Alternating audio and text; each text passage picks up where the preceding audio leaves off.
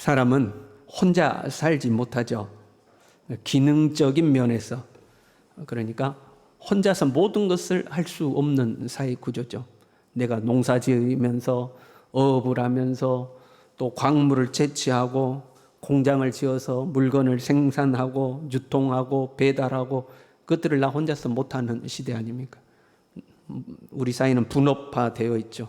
나는 내가 맡은 일을 하고 다른 사람은 자기가 맡은 일을 분업해서 다 우리는 나누어서 그래서 내가 생산한 것을 가지고 농사를 지은 사람과 교환하는 거죠. 그래서 우리가 먹고 사는 거 아닙니까? 혼자는 살 수 없게 되어 있죠.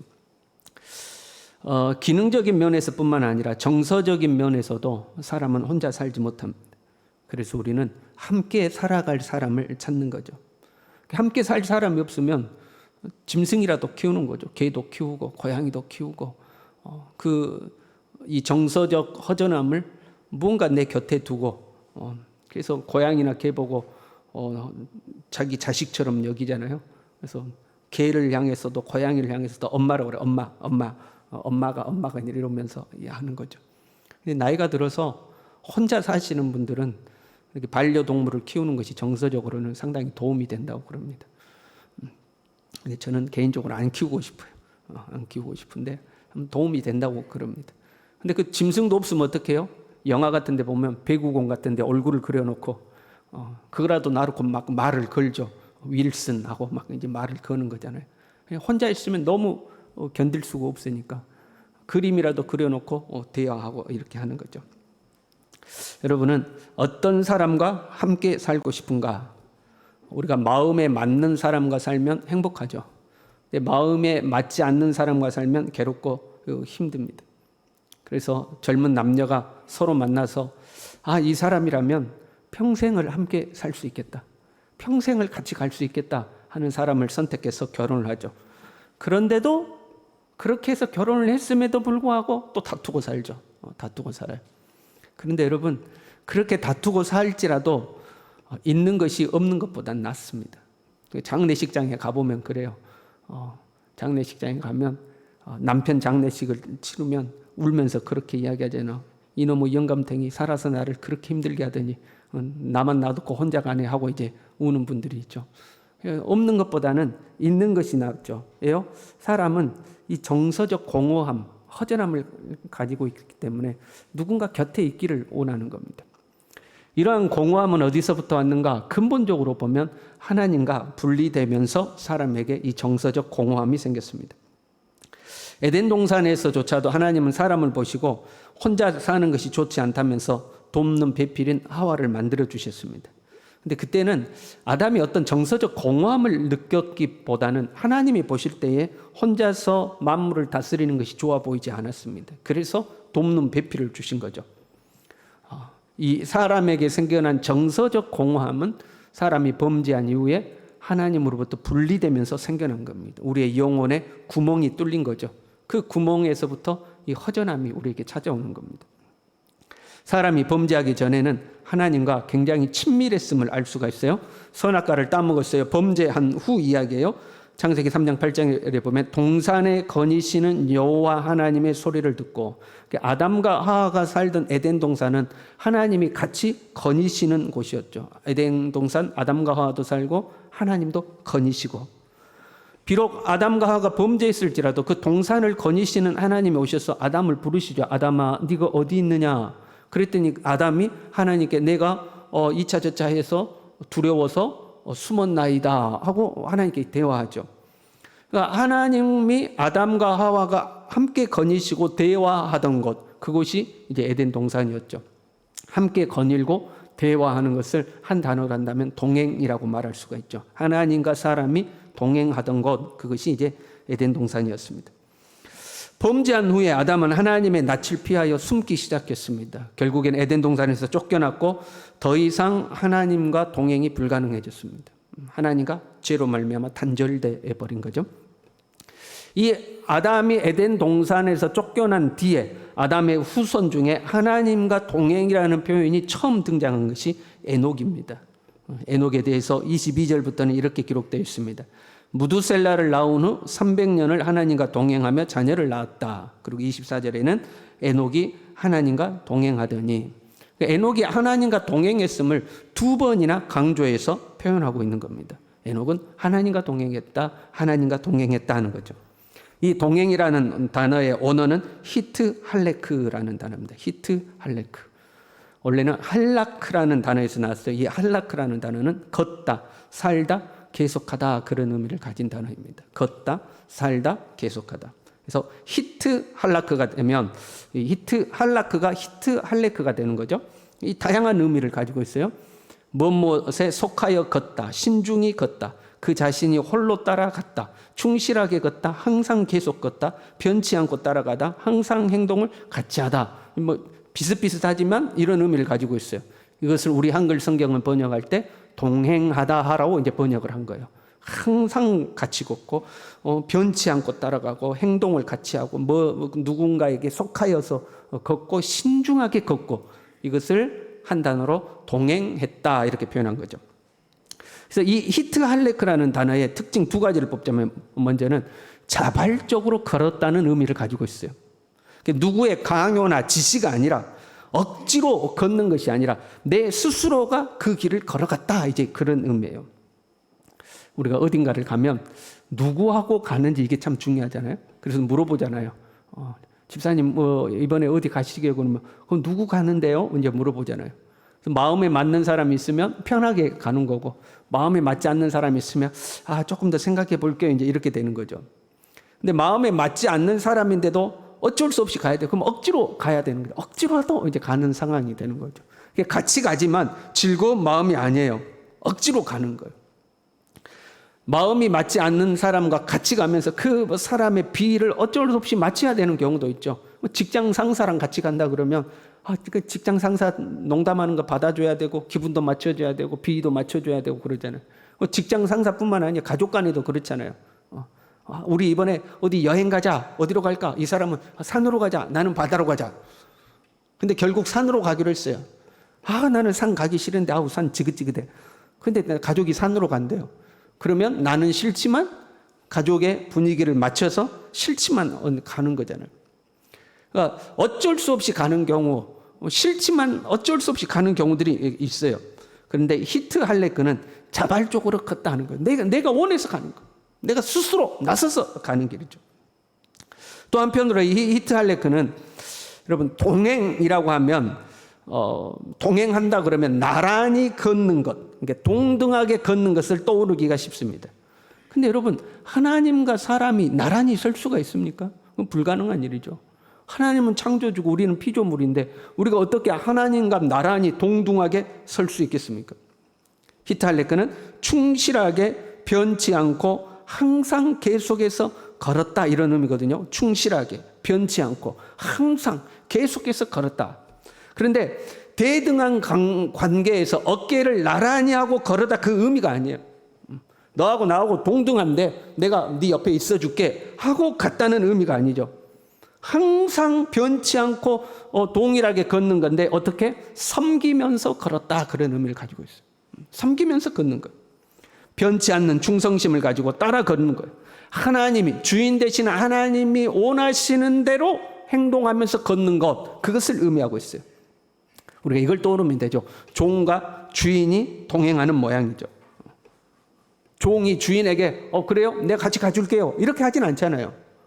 오히려 주인이 종에게 그래? 내가 같이 가줄게, 이렇게 할 수는 있죠. 또는 주인이 종에게 나랑 같이 가자, 이렇게 할 수 있는 거죠.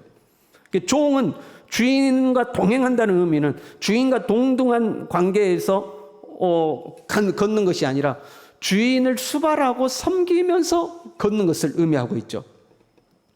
그리고 그 섬김이 자발적이다 하는 거예요. 우리가 그림은 종이 주인 따라가는 그림을 그렸지만 그 섬김은 자발적인 거죠. 종이어서 어쩔 수 없이 가는 것이 아니에요. 자발적이면서도 충성되고 변함이 없고, 그러면서도 주인의 뜻을 신중하게 살피면서 걷는 것, 이것이 히트 할레크예요. 그것이 동행하는 거죠. 지금 성경에서 말하는. 같이 있는 것만으로, 같이 한 자리에 있는 것만으로 동행이라고 할 수는 없어요. 어쩔 수 없이 따라 나서면 그런 경우 있잖아요. 투덜투덜 하면서 따라가잖아요. 에이, 난 가기 싫은데, 에이. 그건 동행이 아니에요. 같이 가지만 내 뜻과 내 생각과 고집하는 거, 그것도 동행이 아니에요. 히트할레크가 아니에요. 그는 같은 공간에 있을지라도 동행이 아니죠. 신앙적으로도 마찬가지예요.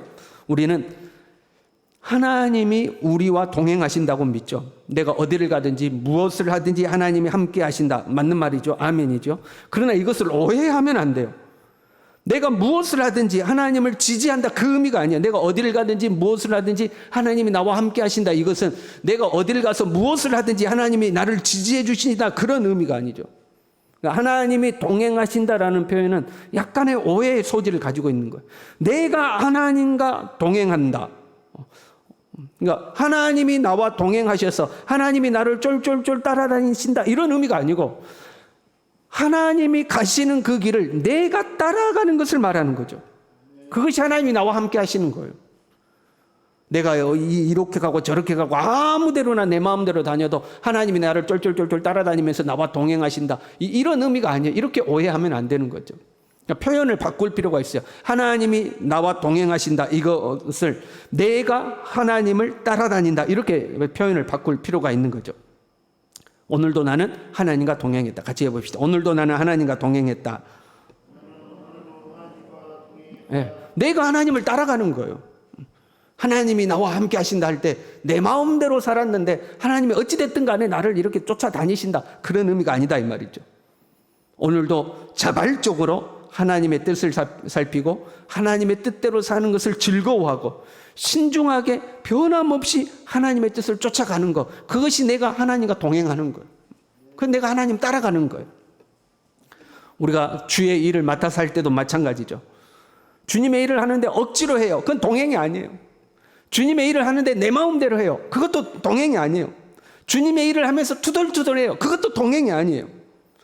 교회 안에서 주님의 일을 했을지라도 그것은 주님과 동행한 거, 히트할레크는 아니에요.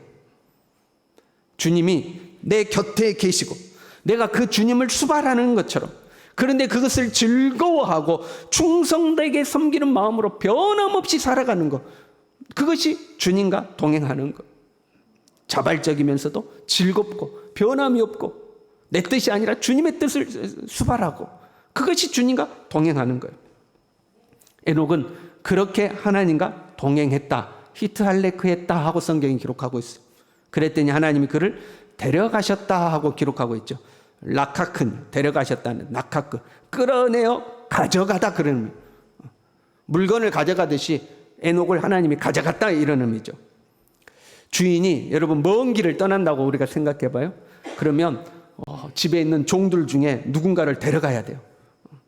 여러분 어떤 종을 데려갈까요? 주인이 마음이 맞고 편한 종 데려가지 않겠어요? 주인과 동행할 만한 종을 그 중에 뽑아서 데려가지 않겠어요? 마치 그것처럼 하나님께서 많고 많은 사람 중에 에녹을 그렇게 뽑아서 데려갔다, 그런 의미. 에녹이 하나님과 동행했더니 자발적이면서도 변함없는 충성으로 하나님과 동행했더니 하나님이 에녹을 데리고 가셨다 하는 거죠. 왜요? 하나님도 에녹이 하나님 곁에 있는 게 편하고 좋은 거예요. 여러분 아무리 주인이라도 불편한 종이 있습니다. 여러분 그렇지 않습니까? 여러분이 회사 사장님이라고 생각해 봐요. 모든 종업원이 편합니까? 그 종업원 중에서도 불편한 종업원이 있어요. 사람과 사람 관계에서도 편한 사람이 있고 불편한 사람이 있어요. 어떤 사람은 말하면 말끝마다 말대꾸하고 조금만 싫은 거 있으면 인상이 딱 바뀌고 투덜투덜하고 뒤에 가서 뒷담화하고, 그런 사람은 불편하죠. 같이 동행하고 싶지 않은 거예요. 하나님도 그렇다 이 말이에요. 너하고 있으면 불편해. 네가 내 종은 맞긴 맞는데 너하고 있으면 불편해. 뭐 말만 하면 말대꾸하고 하라 그러면 싫다고 그러고 가서 투덜투덜거리고, 그 하나님이 불편한 거예요. 그런데 에녹은 하나님이 편한 거예요. 에녹을 대하실 때 하나님이 편한 거예요. 왜? 변함없이 충성되게 자발적으로 기쁨으로 하나님과 동행하는 거예요. 그러니까 하나님께서 에녹을 데리고 가신 거예요. 나랑 같이 가자 하고 에녹을 데리고 가셨다 하는 거죠. 여러분 하나님한테 불편한 사람 되지 않기를 바랍니다. 하나님이 우리에게 뭔가 일을 맡길 때, 김 집사야 너 교회에서 이것 좀 해라 맡길 때 김 집사한테 말하면 인상 쓸 것 같은데 하나님 불편해. 말을 못해. 불편한 종이요. 그런데 무슨 일을 맡겨야 되는데 그래, 순천 서부교회 김 집사라면 아주 기쁨으로 할 거야. 하나님이 편한 사람이죠. 하나님이 편한 사람. 여러분, 편한 사람이 되시길 바랍니다. 사람과의 관계에서도 불편한 사람이 안 돼요. 멀리서 보면 피하고 싶은 사람, 저 사람 만나고 말 섞고 싶지 않아. 저 사람하고 이런 문제 의논하고 싶지 않아. 저 사람한테 이런 이야기 해봐야 소용이 없어. 아주 꽉 막혔어. 불편한 사람이 있는 거예요. 그럼 같이 동행하고 싶지가 않은 거죠. 편한 사람이 돼야 되는 거죠. 이 에녹 다음으로 하나님과 동행한 사람이 성경에 다시 등장하는데요. 히트 할레크가 표현된 사람이죠. 그 사람은 노아입니다. 창세기 6장 9절에 가면 노아는 의인이요 당대의 완전한 자라 그는 하나님과 동행하였으며 하고 이때 나오는 동행이 똑같이 히트 할레크입니다. 여러분 보세요. 노아는 의인이요 당대의 완전한 자라 이렇게 표현했어요. 노아가 완전한 사람이었는가? 노아가 완벽한 의인이었는가? 그렇지 않다는 것을 우리는 알고 있죠. 홍수 후에 노아는 포도 농사를 지었는데 포도 농사를 짓고 거기에서 포도주를 만들어가지고 포도주를 잔뜩 마시고 술에 취해가지고 아주 벌거벗고 누워있는 사건이 있었습니다. 그러니까 완전 술주정을 한 거예요. 술에 취해가지고 홀라당 벗고 그냥 누워있었죠. 이런 모습은 완전한 자로 보기에는 사실 민망한 모습이죠. 그럼에도 불구하고 하나님께서 노아를 의인이요 안전한 자로 평가하시는 것은 노아가 인간적으로 완전했다 이런 의미가 아니에요. 하나님과 동행하는 것에 있어서 완전한 사람이었다 이런 의미예요. 그럼 하나님과 동행하면 인간적으로도 완전해야 하지 않는가? 이건 조금 달라요. 약간 어려운 개념인데 최대한 쉽게 설명할 테니까 한번 들어보세요. 좁은 의미로 한번 생각해 볼 필요가 있어요. 예배로 보자고요. 예배는 우리의 특권이자 의무죠. 하나님은 예배하는 자를 찾으셔요. 그래서 우리가 그 하나님 앞에 예배드리기를 아주 정성껏 하는 거예요. 주일 예배가 됐던 수요 예배가 됐던 새벽 예배가 됐던 하나님 앞에 예배드리기를 정성껏 하고 최선을 다해서 예배를 드려요. 그러면 하나님은 우리를 완전한 사람으로 보는 거예요. 뭐에 있어서? 하나님을 예배하는 데 있어서 완전한 자다 이렇게 되는 거예요. 인간적으로는 성품이 부족할 수도 있어요. 지적 능력이 모자랄 수도 있어요. 살면서 실수를 할 수도 있어요. 그럼에도 불구하고 하나님이 예배라는 관점에서 볼 때 이 사람은 완전한 자예요. 하나님 앞에 예배에 있어서 완전한 자라 이렇게 되는 거죠. 그러면 이 예배라는 좁은 의미를 조금씩 넓혀갈 필요가 있겠죠. 하나님이 요구하시는 것에 있어서 완벽한 자 이런 의미를 갖는 거죠. 다른 개념을 한번 생각해 볼까요? 어떤 종이 있다고 생각해 봐요. 이 종이 자기 집에 가서는 그렇게 훌륭한 남편이 아니에요. 아내한테도 별로 다정다감하지도 않고 아내가 뭐 부탁하면 잘 들어주지도 않고 별로 훌륭하지도 않아요. 아버지로서도 자녀들에게 별로 그렇게 훌륭하지 않아요. 자녀들을 따뜻하게 사랑으로 대해주기보다 그냥 완고하고 좀 고지식하게 자녀들을 대할 때도 많아요. 그러니까 집에서는 완전하지 않아요. 그런데 주인의 명을 수행하고 주인의 뜻을 이행하는 데 있어서는 철저해요. 그냥 주인의 얼굴만 봐도 표정만 봐도 말투와 눈빛만 봐도 주인이 무엇을 원하는지 알고 그 주인이 원하는 것을 아주 기가 막히게 딱 준비를 해요. 그리고 주인은 어디를 가든지 이 종을 데리고 가는 거예요. 이 종은 자기 가정에서는 완벽하지 않을지라도 그 주인에게 있어서는 완벽한 종인 거예요. 그런 의미로 노아는 당대의 완전한 자요 의인이라고 주님이 평가하시는 거예요. 왜요? 주님을 동행하는 데 있어서 완벽했기 때문에. 주님의 종으로서 주님을 섬기는 데 있어서 자발적이었고 충성됐고 변함이 없었고 비록 술 먹고 실수는 했지만 하나님이 그것보다도 주님을 섬기는 데 있어서 완전한 모습을 보고 당대의 의인이요 완전한 자라 그는 하나님과 동행했다 하고 평가해 주시는 거죠. 우리는 다 부족하고 연약해요. 온전한 사람이 없죠. 언제 넘어질지 모릅니다. 그래서 인간적으로 우리가 완벽한 사람이 되지 못할 수 있어요. 내 성격이, 성품이, 말하고 생각하고 행동하는 것이 완벽하지 않을 수 있어요. 그러나 하나님을 예배함에 있어서 완전할 수는 있어요. 하나님을 찬양함에 있어서 완전할 수 있어요.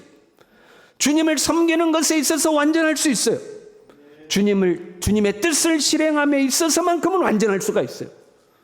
그것이 주님과 동행하는 사람. 인간적으로는 완벽하지 않을지라도 나를 향한 하나님의 뜻을 이행함에 있어서는 완전한 걸.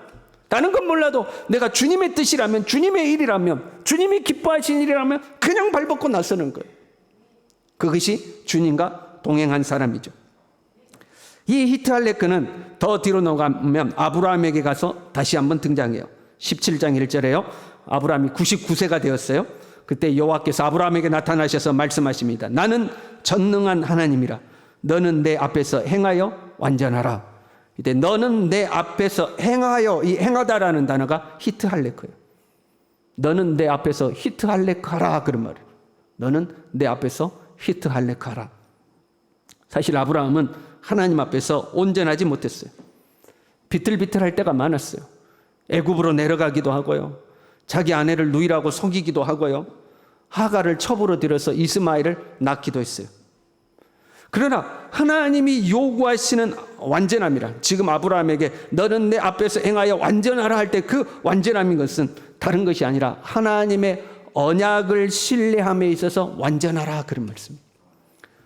17장 1절에 그렇게 말씀하시고 17장 2절에는 이렇게 말해요. 내가 내 언약을 나와 너 사이에 두어. 4절에 보라 내 언약이 너와 함께 있으니. 7절에 내가 내 언약을 나와 너 및 내 대대 후손 사이에 세워 영원한 언약을 삼고. 9절에 그런즉 너는 내 언약을 지키고 내 후손도 대대로 지키라. 그리고 계속 언약에 대한 이야기예요.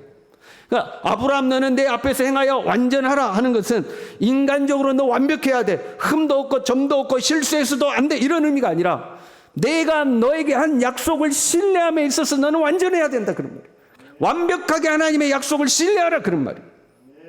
다른 것은 몰라도 주인이 한 약속을 종이 변함없이 그 약속만큼은 지키고 있어야 된다 이 말이에요. 종이 딴짓할 수도 있어요. 일하다 보면 좀 게으름을 피울 수도 있어요. 그렇잖아요. 그런데 주인의 약속만큼은 절대적으로 신뢰한 거예요. 아, 우리 주인은 약속만큼은 반드시 지키셔. 이것만큼은 확실히 해야 된다는 거예요. 다른 건 몰라도 하나님에 대한 언약을 확실히 믿으라 하는 거죠. 너는 내 앞에서 행하라 하는 것은 내 약속을 신뢰하고 살라 그 말이에요. 어떻게 해요? 자발적이고도 변함없이 충성되게 하나님의 약속을 신뢰하라 하는 거죠. 네가 99세가 되어서 네 몸에서 더 이상 자녀를 낳을 수 없는 네 몸 상태가 그렇게 됐다 할지라도 하나님의 약속을 변함없이 신뢰하라 하는 거예요. 그것이 히트할레크예요. 에녹과 노아는 동행했다. 에녹도 하나님과 동행했다. 노아도 하나님과 동행했다고 기록하고 있죠. 근데 아브라함에게는요, 내 앞에서 행하여 완전하라. 동행했다가 아니라 동행할 것을 요구하고 계시는 거예요. 에녹은 이미 동행했어요. 노아도 이미 동행했어요. 그런데 아브라함에게는 하나님이 요구하고 계셔요. 너는 내 앞에서 행하여 히트할레크하여 완전하라. 그래, 너라면 내가 다닐만 하지 싶은 사람이 되라 그 말이에요. 다른 사람 몰라도 아브라함 너라면 내가 어디를 가든지 너 데리고 다니고 싶은, 내가 먼 길 떠날 때 다른 종들 많지만 다 제쳐두고 나는 아브라함하고 갈 거야. 이 일을 하는 데 있어서 다 필요 없고 아브라함만 있으면 돼. 그 아브라함과 동행하고 싶을 정도로 너는 그런 사람이 되라는 거예요. 여러분, 저와 여러분이 하나님 앞에 그런 사람 될 수 있기를 바랍니다. 서부교회 아무개 집사, 그 집사 내가 데리고 가면 되지. 이 일을 하는 데 있어서 아무개 권사, 그 권사 있으니까 됐어. 아무개 장로 있으니까 됐어. 하나님이 그렇게 할 수 있는 그런 사람이 되라는 거예요. 너는 내 앞에서 히트할레크하여 완전하라. 오늘날 우리는요, 예수님이 성령으로 우리 안에 계시는 줄로 믿습니다. 우리는 이제는요, 내가 원하든 원하지 않든 주님과 동행하게 돼 있어요. 왜? 주님이 내 안에 오셔버렸어요. 내가 원하든 원하지 않든 주님이 내 안에 오셔가지고 우리는 어쩔 수 없이 동행하게 되어 있어요. 문제는요, 내가 이 주님과 히트할레크하고 있는가 하는 거죠. 자발적이면서도 충성되고 변함없이 신중하게 주님과 기쁨으로 동행하고 있는가, 아니면 억지로 따라가고 있는가 하는 거예요. 주님은 성령으로 내 안에 계셔서 세상 끝날까지 나와 함께 하시며, 내가 주님 안에, 주님이 내 안에 거하고 온전히 주님과 연합하여 말 그대로 동행하기를 원하시는데, 나는 주님이 싫어. 십자가도 싫고 주님 나에게 맡겨주신 사명도 싫고 일도 싫고 헌신도 싫고 좀 편하게 살고 싶어. 어쩔 수 없이 주님 따라가는 그건 동행이 아니죠. 비록 내가 부족할지라도 때로는 넘어지고 쓰러지고 시험에 들기도 하지만 내 성질이 못 돼가지고 고쳐야지 해도 내 성질이 안 고쳐지고 못난 모습은 그대로지만 그런 건 몰라도 예수님이라면, 내가 예수님의 뜻이라면, 주님의 일이라면, 주님을 섬기는 거라면, 내 못난 성품이지만 그럼에도 불구하고 주님을 위한 거라면 내가 즐거이 할 수 있고 기쁨을 할 수 있고 자발적으로 할 수 있고 변함없이 할 수 있는 사람, 이 사람이 주님과 동행하는 사람인 거죠. 에녹은 주님과 동행했더니 주님이 에녹을 데리고 가셨어요. 노아는 하나님과 동행했더니 노아를 통해서 새로운 인류가 탄생하도록 했어요. 그렇잖아요. 노아의 홍수를 통해서 노아만 살아남았어요. 그 노아를 통해서 새로운 인류가 생기도록 하셨어요. 아브라함이 하나님 앞에서 그 뒤로 이삭을 낳고 하나님 앞에 온전한 자로 살아가잖아요. 그랬더니 하나님이 아브라함을 통해서 믿음의 민족이 태어나도록 하셨어요. 오늘날도 주님과 동행하는 사람에게 하나님의 은혜가 있을 줄로 믿습니다. 억지로가 아니라 기쁨으로 주님 따르는 사람, 저와 여러분이 될 수 있기를 바랍니다. 기도하겠습니다.